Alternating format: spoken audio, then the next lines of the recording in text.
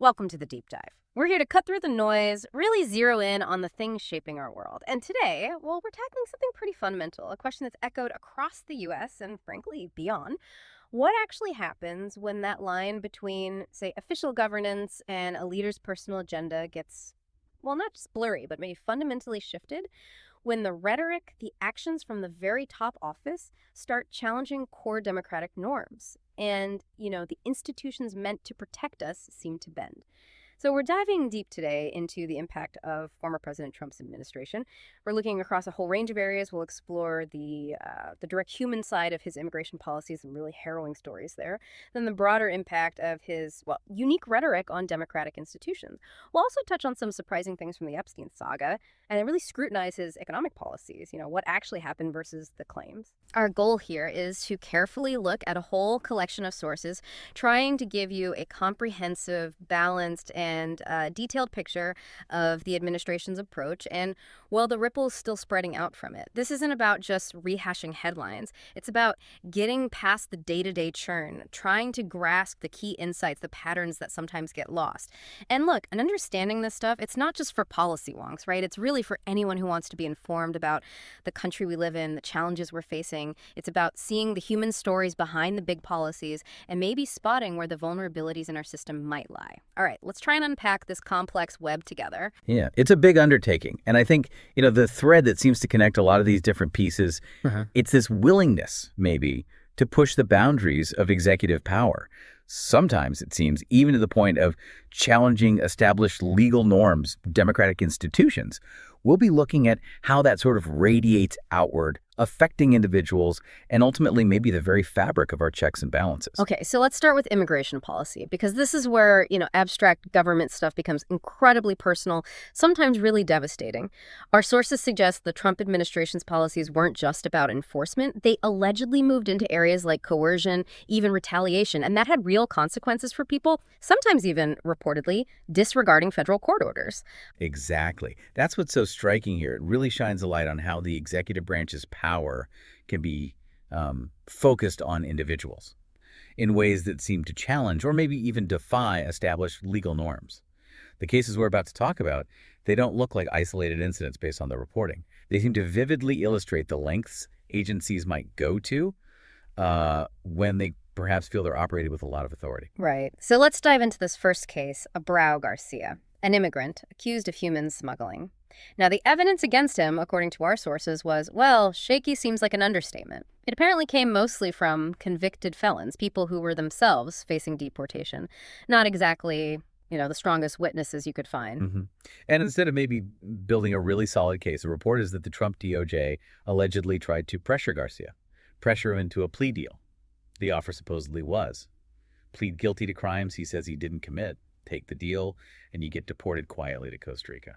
And Garcia refused. Yeah. That seems absolutely central here, doesn't it? He insisted he was innocent. He wanted his constitutional right, a fair trial, his day in court. Yeah, and exercising that basic right seems to be what triggered this a pretty aggressive response from the administration, according to the sources. Yeah. Almost like it was designed to force him to comply. And that's when things allegedly took a really dark turn. This Uganda move. Instead of just going to trial, the administration allegedly threatened to deport him to Uganda, a country he had absolutely zero connection to. None. Completely foreign to him. Chilling. And the sources we looked at don't frame this as like normal procedure or even tough negotiation. They characterize it as punishment, extortion even, prosecutorial misconduct, really strong terms. Right. And if you connect this to the bigger picture, this kind of move seems to fit a pattern, doesn't it? A pattern of aggressive, sometimes arguably cruel, immigration tactics. Some sources even suggest you could see the fingerprints of Stephen Miller, Trump's senior advisor, known for hardline policies on strategies like this, threatening deportation to some unrelated, often dangerous third country. It pops up more than once. It looks like it was maybe about coercing compliance, getting those wins for the administration's crackdown, rather than about justice or due process. And what happened next really highlights this alleged overreach, but also the judiciary pushing back. Judges apparently weren't buying it. Judge Holmes in Tennessee looked at the evidence against Garcia, found it flimsy, and ordered him released from pretrial detention. Separately, Judge Zinnes in Maryland, handling Garcia's civil rights case, specifically ordered him returned to Maryland when released, not, shuffled around. But here's where it gets really concerning, according to the reports. Two federal court orders, allegedly ignored. ICE, DOJ, Homeland Security. They apparently just picked Garcia up again, didn't tell his lawyers where he was, and started moving towards deporting him anyway. That apparent disregard for court orders, I mean, that strikes right at the heart of checks and balances, doesn't it? It really does, and it forces you to ask these fundamental questions about the government's respect for the rule of law. I mean, if federal agencies can seemingly ignore direct orders from federal judges, what does that do to public trust in the whole system? Garcia's case brings up this very real worry.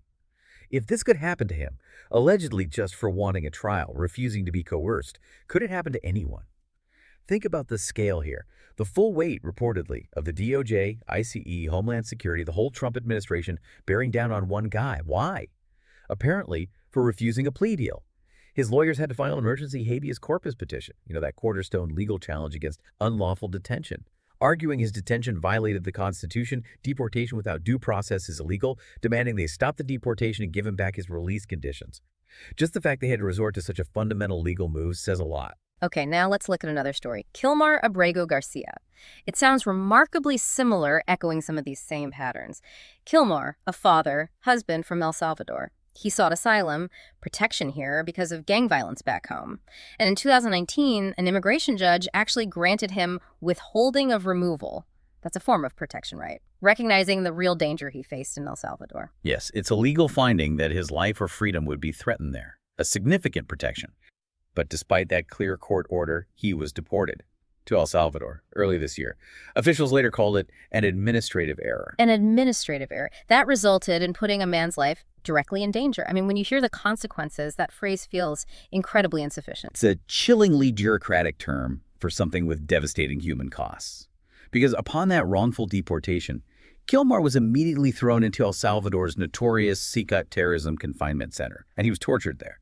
That's a fact the U.S. government itself quietly admitted months later. It took months, intense pressure, human rights groups, faith leaders, even the U.S. Supreme Court stepping in to finally get him brought back to the U.S. in June. That whole sequence. This just feels like more than a sinful mistake was going on. But incredibly, it didn't end there for him. Once he was back, prosecutors in Tennessee hit him with human smuggling charges. His lawyers are arguing quite forcefully that these aren't legitimate charges.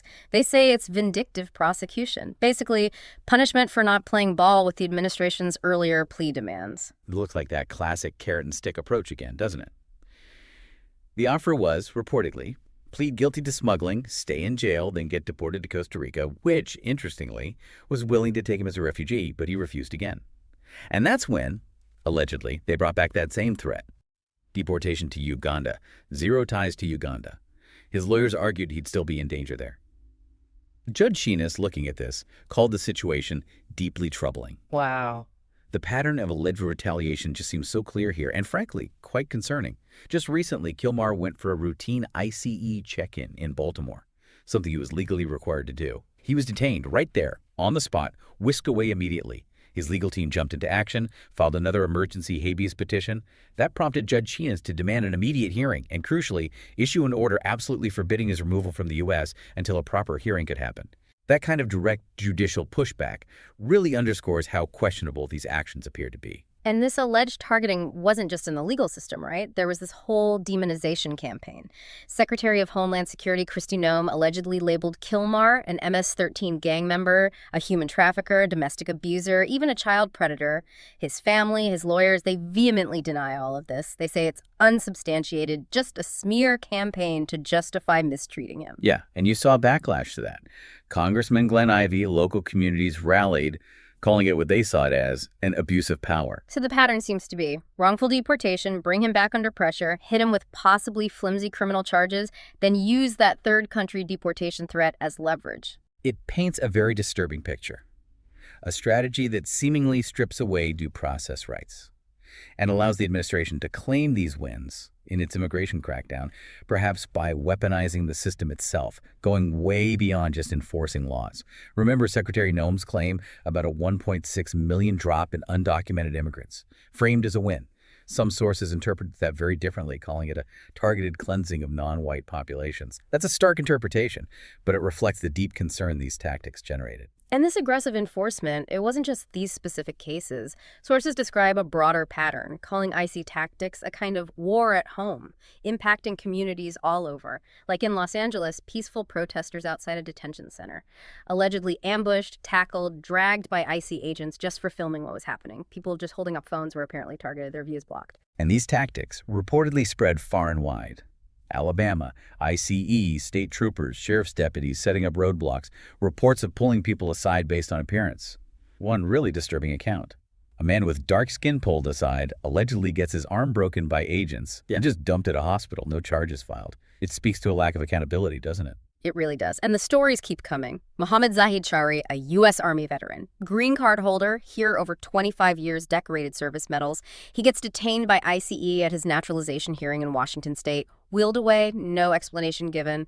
Or in Houston, a guy getting his tires changed, allegedly beaten, shoved into an unmarked car by ICE, targeted reportedly just because of his skin color. It paints this picture of a system with immense power, but maybe operating with too little oversight, sometimes little regard for dignity. But, amidst all this, there were also these incredible moments of community resistance, like in Trenton, New Jersey. A woman confronts ICE agents, demands a warrant. She rallies her neighbors to film. They stand firm together, and ICE eventually backed off.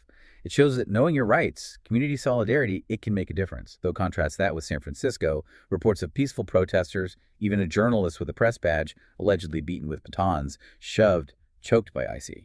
And one detail that sounds particularly chilling, ICE agents increasingly using masks, covered faces, hidden badges. That apparently led to criminals impersonating ICE in Houston, wearing ski masks, resulting in a shootout, people killed. That just raises huge questions, right? Yeah. About the breakdown of trust, of clear identification. When law enforcement operates like that, when you blur the lines between agents and criminals, it fuels fear. It undermines the very authority they're supposed to represent. Yeah. And consider this. Sources indicate the Trump team was reportedly reviewing the records of 55 million valid U.S. visa holders, looking for any violation, minor paperwork errors, or even just being deemed anti-Trump. That suggests something beyond law enforcement. It looks like potentially weaponizing the immigration system itself, maybe to reshape demographics or punish political dissent. Wow. And think about the funding. ICE's budget reportedly became bigger than the U.S. Marine Corps, a domestic agency outspending an entire military branch. That raises concerns about it becoming a sort of magnet for power without accountability. Plus, there were alarming reports about potential overlaps in ideology, even recruitment, between ICE and extremist groups like the Proud Boys and Oath Keepers. Okay, let's shift gears a bit. Moving from the impact of policy to the persona itself, how former President Trump's public statements, his whole demeanor often seem to veer into concerning territory, blending authoritarian kind of ideas with what many saw as a real disconnect from reality. His health also became this recurring point of public discussion, adding to the confusion. So what does it all mean? When all leaders' words have so much weight, what happens when those words, playfully or not, start challenging democracy, truth itself? It's a really important area because it highlights how powerful language is, not just for policy, but for projecting a very specific, sometimes unsettling vision of leadership. That casual talk about authoritarian stuff combined with what often looked like a disregard for facts, it created a really unique, often disorienting political climate. Yeah, the sources detail this casual dictator talk. Comments like, freedom, freedom, he's a dictator, then laughing, adding, a lot of people are telling him maybe they like a dictator, but then quickly saying, I don't like a dictator. And another time, they say, I'm a dictator. I'm not a dictator. I could be a dictator, but I'm not a dictator. It's this repeated flirtation with the idea, very unusual for a U.S. president. It is unusual, and the insight, perhaps, is how even playful repetition normalizes these concepts. It subtly chips away at democratic norms, maybe desensitizes people to ideas that were once, completely off limits for a U.S. leader. It wasn't just a throwaway line. It felt like a rhetorical strategy, constantly testing boundaries. We're normalizing it. Exactly. Even delivered with a wink, it shifts the ground. And beyond that, there were these instances that look like, power fantasies, a misunderstanding, or maybe deliberate disregard for how government actually works, like saying, President of Europe, which is an honor, I like Europe, implying some personal role that just doesn't exist, or wanting to rename the Department of War to go on the offense, and then saying, we don't need Congress for anything, we'll just do it. That's a stunning disregard for the Constitution's separation of powers. And these fantasies, they extended to claims too, right? Big, often unsubstantiated claims. Bragging he secured $950 billion from Europe, which sources say is just false. Or claiming the US government now owns nearly 10% of Intel, which is quite a statement. It paints a picture of a public narrative often untethered from verifiable facts. Creates a kind of alternate reality where claims carry as much weight as proof. And adding to this sense of disconnect was that persistent bruise on his hand. People noticed it for months. Dark bruise back of his right hand, sometimes covered with makeup, sometimes hidden. Eventually, the White House put out a doctor's letter, said excellent health, mentioned mild swelling in the legs, chronic venous insufficiency, and blamed the bruising on soft tissue irritation from frequent handshaking and aspirin use. Which immediately brings up questions about transparency, right? Especially leaders' health, and how narratives around health get framed, amplified, or maybe dismissed. That disparity between the official line and what people were seeing, especially compared to the intense scrutiny President Biden's health got. It highlighted a kind of double standard, and it can erode trust in those official explanations. This disconnect often showed up most vividly in his press conferences. Sources describe them as, well, bizarre sometimes, perplexing, occasionally disturbing. Like pointing to the FIFA World Cup trophy in the Oval Office, apparently swiped from FIFA, calling it solid gold, talking about where he might put it, like it was his personal trophy. It creates this surreal feeling, doesn't it? It is explanation for the Ukraine war not ending, just some big personality conflicts. Yeah. Not a brutal war with global stakes. Combined with a false claim of 7,000 soldiers dying last week, it downplays the gravity, invents numbers, just presents this alternate reality. He also complained, remember, that despite doing 97% positive things, he got 97% negative stories. A very self-serving view, suggesting a reality filtered through personal perception. And those weird anecdotes, like friends in LA leaving garage doors open to deter thieves. A strange take on crime and security for most people. That framing of himself as a victim, despite being in the most powerful job. It's a classic tactic, right? Deflect criticism, rally the base, and look at the public attacks, calling Abrao Garcia a wife-beater, while his AG called him a human trafficker, violating gag orders, demonizing people publicly, or pushing conspiracy theories about South Korea, saying he heard about raids on churches, admitting he didn't know if it was true, but I'll be finding out. Yeah. Basing foreign policy on rumor. The rhetoric got really personal, too. Calling Governor Pritzker a slob, telling him to hit the gym. While, as one source noted, Trump himself often looked bloated, orange, and frankly unhealthy with that hand issue. Pritzker's comeback, it takes one to know one, kind of highlighted the contrast, didn't it? It's classic ad hominem, right? Divert from substance. And other logic gaps, claiming Biden wasn't alive when in office, so his pardons were worthless. That defies, well, everything. Or bragging about ending wars in deep, dark Africa between Rwanda and Congo, saving India and Pakistan from nuclear war with trade threats. All claims widely unsubstantiated, often refuted by the leaders involved, just massive embellishment. It extended to domestic stuff, too, claiming he personally put out California wildfires by dumping water. Sources confirmed the fires were already contained. He just wasted billions of gallons. Or bragging D.C. was crime-free, no murders in a week, when D.C. crime was already at a 30-year low before that and often had murder-free weeks anyway, just contradicting reality. It's that pattern again. Fabricating achievements, twisting data to fit the image, not the facts. And some things were just jarringly insensitive.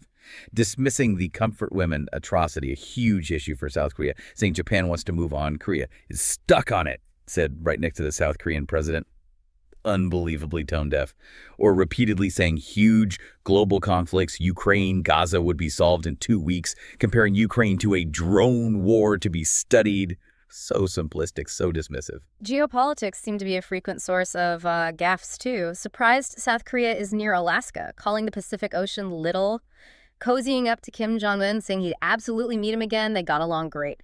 Claiming rifles were pointed at his head at the DMZ, totally unsubstantiated again, right next to South Korea's president. Must have been awkward. Remarks like that, on the world stage, next to allies. They create confusion, tension, maybe distrust.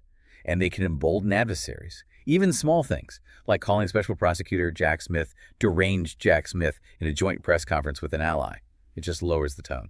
Or that bizarre math, cutting drug prices by 14, 15, 100%, mathematically impossible. Again, that disconnect from basic facts. And the contradictions kept coming, saying the U.S. should own military baseland in South Korea, not lease it, totally misunderstanding agreements, claiming D.C. is safer than Seoul, one of the safest cities globally, just easily disproven, and calling Putin just showing up to a meeting a major concession, inflating routine diplomacy. It reveals this very transactional view of the world, often ignoring norms, sensitivities, facts, and maybe the biggest contradiction. Announcing America would welcome 600,000 Chinese students. After all the America First, anti-China, anti-immigration talk, even his supporters were apparently stunned. His Commerce Secretary tried to spin it, save colleges, bring in smart people, but it just highlighted the tension in their own message.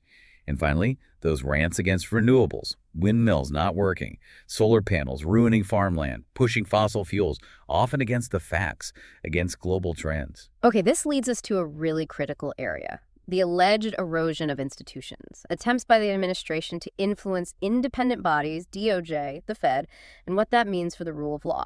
Yeah, this really makes you think about those essential checks and balances, how fragile they can be when political will really clashes with institutional independence. The sources suggest a pattern of actions aimed at bypassing, undermining, maybe even co-opting these crucial bodies for political reasons. Let's start with the Ghislaine Maxwell interview. Sources raise serious questions here, framing it as maybe optics over justice. The interview was done by Todd Blanche. Now, he wasn't just Trump's former defense lawyer. He was serving as Trump's number 2 at the DOJ at the time. And shortly after this interview, Maxwell reportedly gets moved from maximum to minimum security prison. That timing looks suspicious, doesn't it? The layers here are concerning. Maxwell, during this interview conducted by Trump's DOJ number 2 former lawyer, allegedly implicates Donald Trump's entire cabinet in Epstein's circles. Then reportedly the interview gets stopped right after that comment. When it resumes, the topic shifts abruptly to Bill Clinton. It strongly suggests an attempt to control the narrative, maybe divert attention, protect people. And Maxwell's tone throughout, constantly praising Trump. President Trump, cordial, kind, extraordinary achievement. Some observers compared it to how she apparently praised Epstein to get things like money or staying off co-conspirator lists. A strategy, perhaps. And the DOJ's handling of it. Releasing the transcript publicly, audio only, no video. That seemed really unusual for an active investigation. Many saw it as being more about optics, narrative control, trying to clear Trump publicly rather than aiding a real prosecution. And the victims, survivors called the transcript release a slap in the face, comparing Maxwell's denials to Ted Bundy, while their own stories got pushed aside. Meanwhile, Democrats in Congress subpoenaed the Epstein birthday book, reportedly full of names, letters, connections, including Trump, who'd sued the WSJ for reporting on it. The estate eventually agreed to hand it over, with redactions, but it was seen as key to understanding that whole network. And adding another layer, the Trump DOJ allegedly withheld federal VOCA funds, Victims of Crime Act funds, money meant for child abuse and trafficking survivors, withheld from states deemed non-compliant with immigration crackdowns, using victim aid as political leverage. It raises profound ethical questions, doesn't it? Withholding aid from vulnerable victims to push a political agenda. And the overall transparency on Epstein was questioned too. FBI had over 300 gigs of material, but only 3% of released documents had new info. That slow drip felt very different from the quick release of Maxwell's selective testimony, raising more questions about the agenda. Okay, beyond Epstein, sources point to a direct attack on a key economic institution, the Federal Reserve. Specifically, Lisa Cook. First black woman on the Fed board, accomplished economist, appointed by Biden, term through 2038. Trump's alleged motive seemed clear. Get rid of a Biden appointee, flip the Fed board to a 4-3 Trump-aligned majority, basically seize control of monetary policy. And the method allegedly used is alarming, fits that pattern we've seen. Trump's team, reportedly via Bill Ply at the Federal Housing Finance Agency, manufactured these bogus mortgage fraud allegations against Cook. Claimed she signed 2 mortgages 2 weeks apart, listed different primary residences. Trying to create cause for removal, it looks like weaponizing a technicality for political ends. A playbook. Inflate minor issues into scandals to target opponents. And the key point, this alleged firing was unlawful. Fed governors are protected by law from political interference. They can only be removed for cause, real misconduct, not political dislike. The Supreme Court affirmed this. Cook hasn't been charged or convicted of anything. So this wasn't just legally questionable, it posed a huge economic danger. Absolutely. This wasn't just about one person. It hits the core of institutional independence, vital for stability. The Fed's role is massive. Interest rates, money supply, bank supervision, balancing inflation and employment. messing with that independence. Historically, it's disastrous. Look at Turkey under Erdogan, Argentina, Zimbabwe. Undermining central banks led to hyperinflation, economic collapse, loss of global trust. The market reacted instantly to the cook news. Gold spiked, dollar dipped. Global investors got nervous about U.S. economic stability. When you connect the dots, it looks like weaponizing institutions for political control, mirroring tactics you see in authoritarian regimes. This pattern seems to extend to militarizing public spaces, suppressing dissent too. Trump threatening to send the National Guard into cities like Chicago, California against governors' wishes, treating them like an occupation force. Governor Pritzker's response was powerful: "Do not come to Chicago. You are neither wanted here nor needed here." Pritzker made strong points. National Guard aren't police. They're trained for battlefields. Using them like this disrespects them. It's reckless politics. He even challenged the press. Do not both sides this. Donald Trump is behaving like a fascist. Strong words. And he warned federal officials, "We are watching and we are taking names," highlighting the deep constitutional stakes. And the alleged suppression got physical. Reports of beating protesters, choking a journalist with a press badge in San Francisco, the White House allegedly threatening major news networks with losing broadcast licenses, a direct attack on press freedom, vetting visa holders for anti-Trump opinions, possibly leading to revocation. Chilling. These actions challenge the First Amendment, free speech, free press, the fundamentals of an open society. But you also saw the community resistance, people in D.C. blasting the Imperial March to warn about raids, creative unity against perceived authoritarianism. It all feeds into this broader picture of a cult of personality. Trump's face on buildings, soldiers used as props, blurring lines between military service and political spectacle. Okay, finally, let's look at the economic policies. How claims about trade, energy, finance often clashed with reality or had unintended results. This is where policy meets the real world, and sometimes the claims just didn't match up. Yet this area really shows the gap between stated intentions and actual impact, especially on everyday Americans and the economy. We see policies framed as populist that maybe ended up burdening the very people they claim to help. Tariffs are a prime example. Walmart, the biggest retailer, warned publicly prices on essentials, groceries, household goods were going up because of tariffs.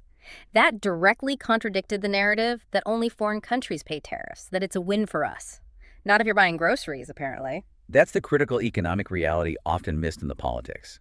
Tariffs are taxes, and overwhelmingly they're paid by American consumers and businesses, not foreign nations. It's an import duty. The importer here pays, and that cost gets passed down. Higher prices for everything, directly hitting household budgets. Walmart's warning wasn't just an observation. It was a clear signal of that trickle-down effect, a tax on Americans. And beyond trade, the administration allegedly sabotaged clean energy, resulting in higher utility bills, lost jobs. The push for clean energy was reportedly gutted. Investment in solar, wind ripped away, tax credits sabotaged, a clear preference for fossil fuels shown. And the economic impact was real and widespread, according to sources. Over 64,000 clean energy jobs reportedly lost. Skilled labor, economic growth, gone. Over 13,000 megawatts of renewable energy, enough for 8 million homes, vanished from the grid. And ironically, most of those projects were in Republican districts, hitting the constituents the policies supposedly favored. This led directly to rising utility bills. Average families could pay $170, $400 more per year over the next decade because of these shifts. So what's that mean for your wallet? A direct link between policy and personal expense, abstract decisions having tangible negative financial consequences. We also saw these striking contradictions in economic claims. Trump bragging the U.S. government owns nearly 10% of Intel. That raised eyebrows, right? Sounds like textbook communism coming from a MAGA Bay Republican perspective. A huge ideological clash, mostly unaddressed, and repeatedly claiming he got $950 billion from Europe. Sources confirm that just didn't happen, inflated or fabricated achievements again. These claims, often baseless, really highlight a narrative driven more by performance than reality. That impossible math on drug prices, cuts of 14, 15, 100%, shows either a lack of understanding or a deliberate attempt to mislead with impossible promises. It's a consistent pattern, operating in an alternative factual landscape where numbers bend to the narrative. Contradictions even showed up in things like crime funding. Governor Pritzker pointed out, Trump slammed Chicago crime, but his administration cut $800 million nationally from crime-fighting programs, including $158 million from Illinois programs aimed at preventing violence, undermining the tough-on-crime image with actual budget cuts. It starkly shows that disconnect between rhetoric and action. You can't claim to be tough on crime while cutting funds for prevention. It's a policy contradiction impacting safety. And then the China student announcement, welcoming 600,000 Chinese students. After all the anti-China, anti-immigrant, America First rhetoric, even his own base was reportedly stunned. It seemed to betray a core political identity. Lutnick, his Commerce Secretary, tried to spin it save colleges, bring in smartest people, but that just highlighted this tension, this reliance on foreign talent, maybe. So, as we wrap up this deep dive, these patterns emerge, don't they? The alleged weaponization of power, blurring lines between personal and political, disregarding norms, and the real impact on people and institutions. Yeah, this whole examination really forces us to ask about the resilience of our institutions and the vigilance needed from all of us as citizens. These stories aren't just isolated events, they're pieces of a bigger puzzle about accountability, transparency, the fundamental nature of our democracy. It paints a vivid, sometimes unsettling picture of how power can be used and what happens when its boundaries are constantly pushed. So, this deep dive really leaves you thinking, what kind of country do we want? One with due process, dignity, independent institutions, or one where unchecked power, arbitrary rule can shape fates and undermine those core principles? Our rights, the strength of our democracy. They're only as strong as our willingness to understand, scrutinize, demand accountability. And maybe the final thought to chew on. In this world saturated with information, and maybe even more so misinformation, how do we as citizens make sure truth and accountability actually win out? Win out over manufactured narratives, over the pursuit of just raw power. It's a question that needs constant engagement, critical thought from everyone. Stay curious, stay engaged, and I'll catch you on the next deep dive.